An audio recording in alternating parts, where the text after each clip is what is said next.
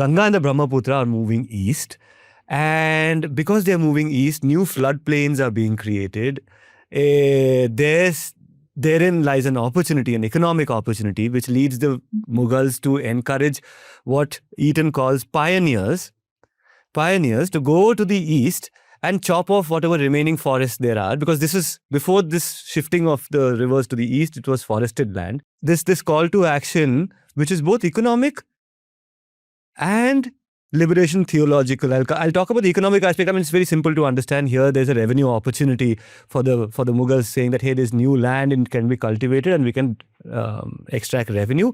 And they encouraged a bunch of pioneers who happened coincidentally to be also Sufi in their orientation, and many of them were Ghazis and Peers themselves.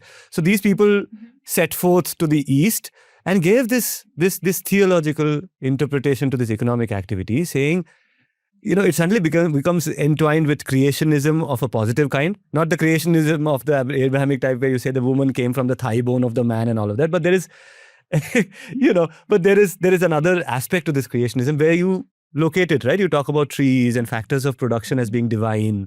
Real liberatory call is, let's go to this promised land, let's fertilize this land, let's populate this land, and let's do this by invoking the creed of Adam or Adam.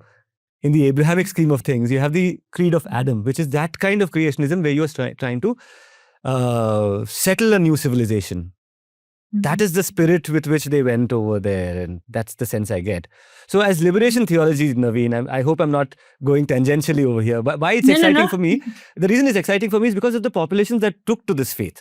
These were aquamarine populations dealing with shifting land, shifting forests and mangroves and forests and what have you, rivers.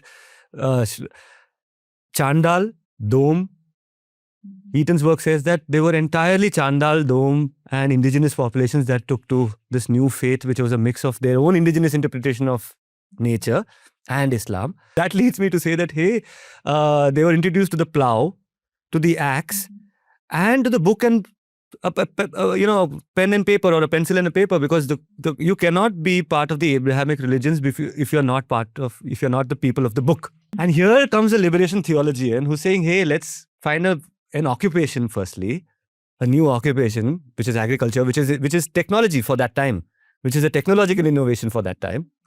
So there's that happening. And also, hey, let's get educated. So there's axe, there's plow, yes, but there's also pen and paper.